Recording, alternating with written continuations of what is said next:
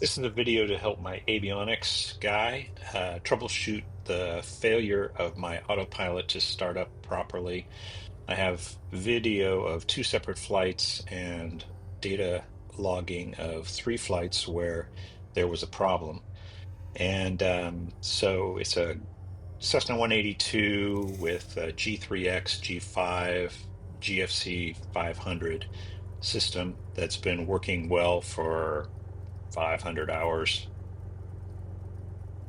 Autopilot servos were replaced under warranty just before they failed to make sure that I had good dispatch reliability. And on this particular flight, I was just getting ready to take off on a 4.5 hour flight. So I definitely wanted my autopilot. This is the little view of what happened. Still getting the autopilot fault. This happened the same way before, and I had to recycle the master, so I'm going to do that now. Avionics off. I had tried the breakers before, and that didn't really do it. And I'm going to turn the master off. Let that go down.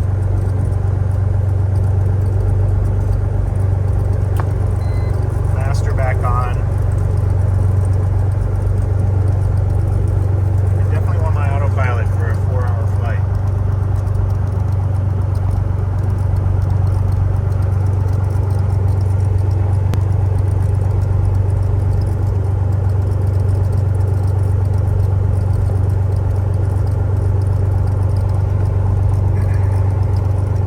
Harness aligning.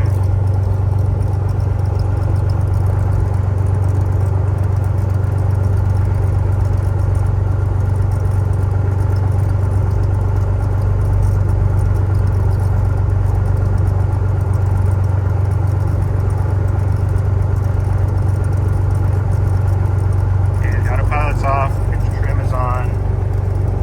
Alright, here we go. Nope, I'll wait for the AHRS to align.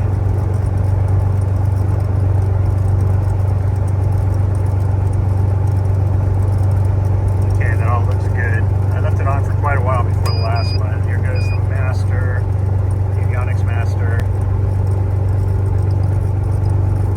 Okay.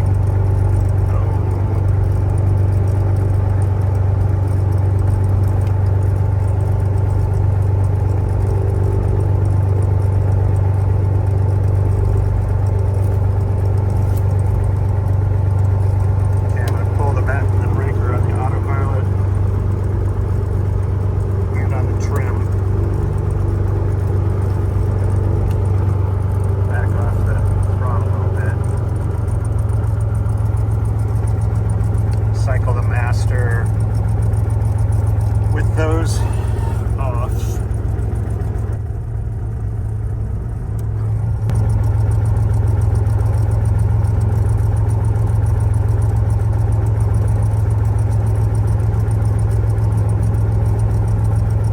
Cycle the master.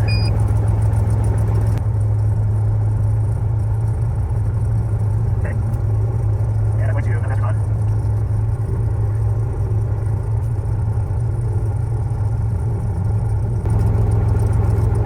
Okay, those are all clear. Now I'm going to turn on the pitch trim. Just pushed in the trim.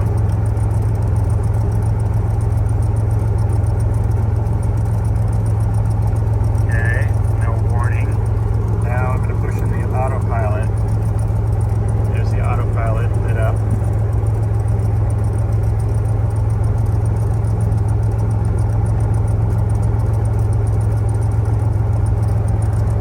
EFT. Okay. Well, that worked. So I don't know why. I turn on the autopilot. That looks good.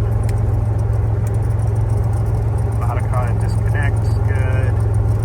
Flight director is good. That's off. So I pulled all the G3X logs and took a look at them during this flight and previous flights.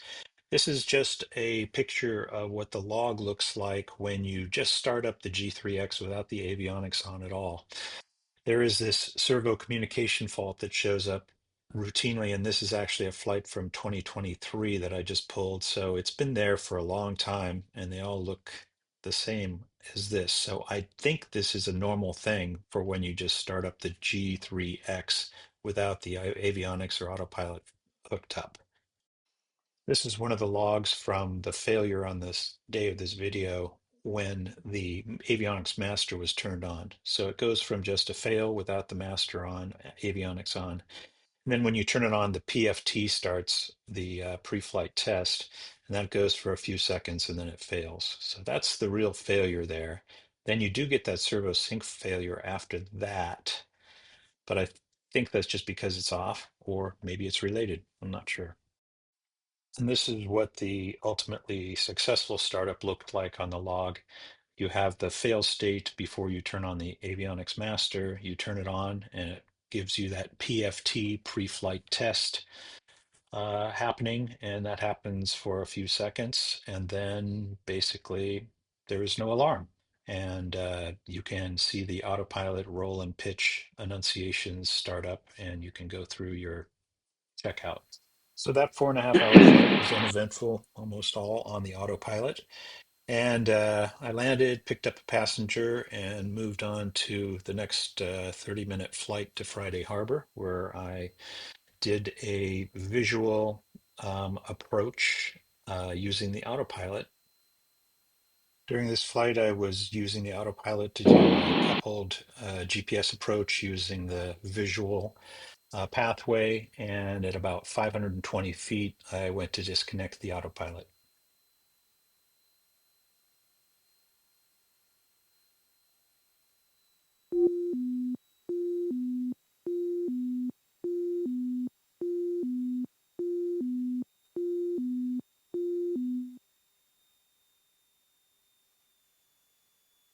So as you can see, I pushed the autopilot disconnect and nothing happened for a second. And I went to push it again with my thumb, thinking I just hadn't done it properly. And all of a sudden, the autopilot alarmed, disconnected, and continued to beep until I pushed it again, which turned it off. And then I just landed and checked out the alarm or the warning on the G3X later that told me the autopilot had failed. We actually got a little tailwind.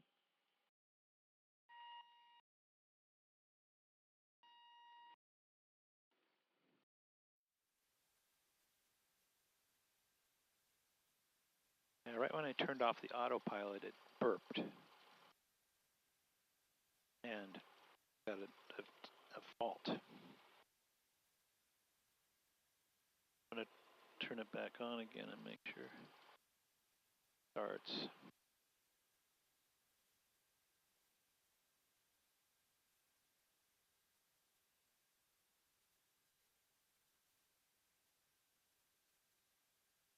Works.